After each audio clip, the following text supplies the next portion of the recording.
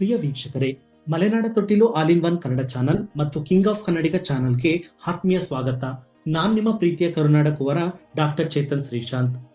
ಇವತ್ತಿನ ಸಂಚಿಕೆಯನ್ನು ಪ್ರಾರಂಭಿಸುವುದಕ್ಕಿಂತ ಮುಂಚೆ ಯಾರ್ಯಾರು ನಮ್ಮ ಚಾನಲ್ ಅನ್ನು ಮೊದಲ ಬಾರಿಗೆ ನೋಡುತ್ತಾ ಇದ್ದೀರಿ, ಲೈಕ್ ಮಾಡಿ, ಕೆಳಗೆ ಇರೋ ಬೆಲ್ ಬಟನ್ ಮೇಲೆ ಕ್ಲಿಕ್ ಮಾಡಿ ನಮ್ಮ ಚಾನಲ್ ಅನ್ನು ಸಬ್ಸ್ಕ್ರೈಬ್ ಮಾಡಿಕೊಳ್ಳಿ. ಇವತ್ತಿನ ಸಂಚಿಕೆಯಲ್ಲಿ ಚಿಕ್ಕಮಗಳೂರು ಜಿಲ್ಲೆಯ ತರೀಕೆರೆಯಲ್ಲಿನ 2 ವಿಶೇಷ ಐತಿಹಾಸಿಕ ದೇವಸ್ಥಾನಗಳ ಬಗ್ಗೆ ಮಾಹಿತಿ ಪಡೆಯೋಣ ಬನ್ನಿ. ಈ ದೇವಸ್ಥಾನಗಳು ಹೊಯ್ಸಳರ ವಾಸ್ತುಶಿಲ್ಪದ ಆಗರವಾಗಿದ್ದರೂ ಬೆರಳೆಣಿಕೆಯಷ್ಟು ಜನಗೆ ತಿಳಿದ ದೇವಾಲಯಗಳಾಗಿಯೇ ಉಳಿದಿವೆ. ಮೊದಲನೆಯದು ಅಮೃತಾಪುರದ ಅಮೃತೇಶ್ವರ ದೇವಾಲಯ. ಎರಡನೆಯದು ಬಗ್ಗವಳ್ಳಿಯ ಯೋಗ ನರಸಿಂಹ ದೇವಾಲಯ. ಅಮೃತಾಪುರದ ಅಮೃತೇಶ್ವರ ದೇವಾಲಯ. ಈ ದೇವಾಲಯವು ಚಿಕ್ಕಮಗಳೂರಿನಿಂದ 67 ಕಿಲೋಮೀಟರ್ ಮತ್ತು ತರೀಕೆರೆಯಿಂದ 6 ಕಿಲೋಮೀಟರ್ ದೂರವಿದೆ. ಈ ದೇವಾಲಯವು ಹೊಯ್ಸಳರ ವಾಸ್ತುಶಿಲ್ಪವನ್ನು ಒತ್ತಿ ನಿಂತ ಅದ್ಭುತ ದೇವಾಲಯವಾಗಿದೆ. ಈ ಅಮೃತೇಶ್ವರ ದೇವಾಲಯವು ಕ್ರಿಸ್ತಶಕ 1196ರಲ್ಲಿ ಹೊಯ್ಸಳರ ದೊರೆ 2ನೇ ವೀರಬಲ್ಲಾಳನ ಕಾಲದಲ್ಲಿ ದಂಡನಾಯಕನಾಗಿದ್ದ ಅಮೃತೇಶ್ವರನಿಂದ ನಿರ್ಮಿಸಲ್ಪಟ್ಟಿದೆ. ಇಲ್ಲಿ ಅಮೃತೇಶ್ವರನು ಆಳ್ವಿಕೆ ನಡೆಸಿದ ಕಾರಣಕ್ಕೆ ಈ ಊರನ್ನು ಅಮೃತಾಪುರವೆಂದು, ಇವನು ಕಟ್ಟಿಸಿದ ದೇವಾಲಯವಾದ್ದರಿಂದ ಈ ದೇವಾಲಯವನ್ನು ಅಮೃತೇಶ್ವರ ದೇವಾಲಯವೆಂದು ಕರೆದರು ಎಂದು ಹೇಳಲಾಗುತ್ತದೆ. ಈ ಊರಿನಲ್ಲಿ 24 ಬ್ರಾಹ್ಮಣ ಕುಟುಂಬಗಳಿದ್ದು ಈ ಸ್ಥಳವನ್ನು ಬ್ರಾಹ್ಮಣಪುರಿ ಎಂದು ಕೂಡ ಕರೆಯಲಾಗುತ್ತದೆ.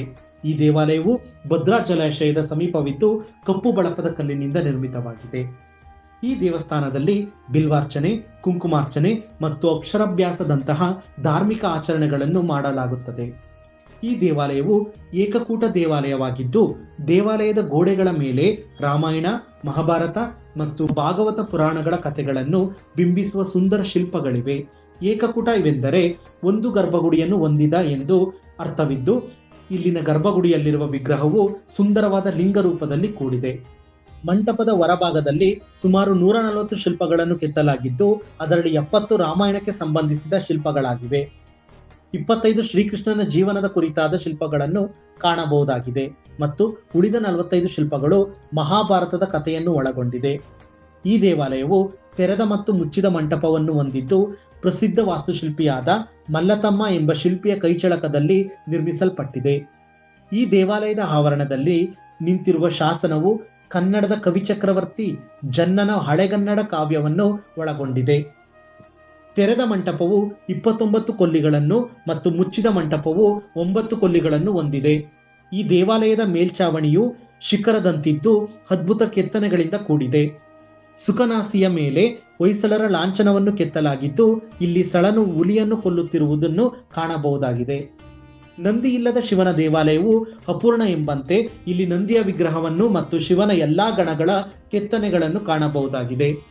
ಇನ್ನೊಂದು ಆಸಕ್ತಿದಾಯಕವಾದ ವಿಷಯವೆಂದರೆ ಇಲ್ಲಿನ ದೀಪ.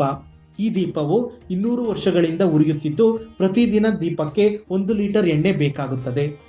ಬಗ್ಗವಳ್ಳಿಯ ಯೋಗ ನರಸಿಂಹ ದೇವಾಲಯ.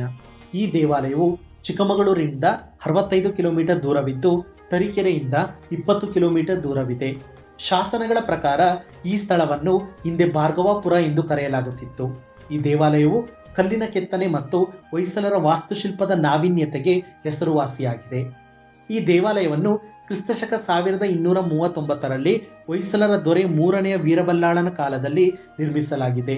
ಈ ದೇವಾಲಯವು ತ್ರಿಕೂಟಾಕಾರದ ದೇವಾಲಯವಾಗಿದ್ದು ಇಲ್ಲಿ ಮೂಲ ವಿಗ್ರಹವು ಯೋಗ ನರಸಿಂಹವಾಗಿದ್ದು ಇನ್ನೆರಡು ಗರ್ಭಗುಡಿಯಲ್ಲಿ ಚನ್ನಕೇಶವ ಮತ್ತು ಶಾರದಾ ದೇವಿಯ ವಿಗ್ರಹಗಳನ್ನು ಕಾಣಬಹುದಾಗಿದೆ. ಇಲ್ಲಿನ ನರಸಿಂಹ ವಿಗ್ರಹವು ಯೋಗ ಭಂಗಿಯಲ್ಲಿದ್ದು ಇದು ಕೆಲವು ದೇವಾಲಯಗಳಲ್ಲಿ ಮಾತ್ರ ನೋಡಬಹುದಾದ ಭಂಗಿಯಾಗಿದೆ. ಈ ದೇವಾಲಯದ ಗರ್ಭಗುಡಿ ಉತ್ತರ, ದಕ್ಷಿಣ ಮತ್ತು ಪಶ್ಚಿಮ ದಿಕ್ಕಿಗಿದೆ. ಮೂಲ ವಿಗ್ರಹವಿರುವ ಗರ್ಭಗುಡಿಯು ಪಶ್ಚಿಮ ದಿಕ್ಕಿಗಿದ್ದು ಶುಕನಾಸಿಯನ್ನು ಹೊಂದಿದೆ. ಉಳಿದ 2 ಗರ್ಭಗುಡಿಗಳು ಪ್ರತ್ಯೇಕ ಶುಕನಾಸಿಯನ್ನು ಹೊಂದಿರದೆ ನವರಂಗದಲ್ಲಿದೆ. ಈ ದೇವಾಲಯದ ಆವರಣದಲ್ಲಿ ಗಣೇಶ, ಷಣ್ಮುಖ, ಮಲ್ಲಿಕಾರ್ಜುನ ಸ್ವಾಮಿ, ಆಂಜನೇಯ ವಿಗ್ರಹಗಳನ್ನು ಕಾಣಬಹುದಾಗಿದೆ. ಈ ದೇವಾಲಯದಲ್ಲಿ ಸುಮಾರು 20 ಕೆತ್ತಿದ ಕಲ್ಲಿನ ಕಂಬಗಳಿದ್ದು 20 ಕಂಬಗಳು ವಿಭಿನ್ನವಾಗಿ ಕೆತ್ತಲ್ಪಟ್ಟಿದ್ದು ಮನಮೋಹಕವಾಗಿದೆ. ಇಲ್ಲಿ ಗರ್ಭಗೃಹ, ಸುಖನಾಸಿ ಮತ್ತು ನವರಂಗವನ್ನು ಕಾಣಬಹುದಾಗಿದೆ. ಈ ದೇವಾಲಯಗಳನ್ನು ಬಳಪದ ಕಲ್ಲಿನಲ್ಲಿ ಕೆತ್ತಿದ್ದು ದೇವಾಲಯದ ಸುತ್ತ ಪುರಾಣ ಕಥೆಗಳನ್ನು ಸಾರುವ ವಿಗ್ರಹಗಳನ್ನು ಕೆತ್ತಲಾಗಿದೆ. ತರೀಕೆರೆಯ ಈ ಅಮೃತೇಶ್ವರ ಮತ್ತು ಯೋಗ ನರಸಿಂಹ ದೇವಾಲಯವು ಸಂರಕ್ಷಿಸಿದ ಸ್ಮಾರಕವಾಗಿದ್ದರೂ ಬೇಲೂರು ಹಳೆಬೀಡಿಗೆ ಹೋಲಿಸಿದರೆ ಪ್ರವಾಸಿಗರಿಗೆ ಅಷ್ಟಾಗಿ ಪರಿಚಿತವಿಲ್ಲದ ಶಾಂತಿಯುತವಾದ ಐತಿಹಾಸಿಕ ತಾಣವಾಗಿದೆ.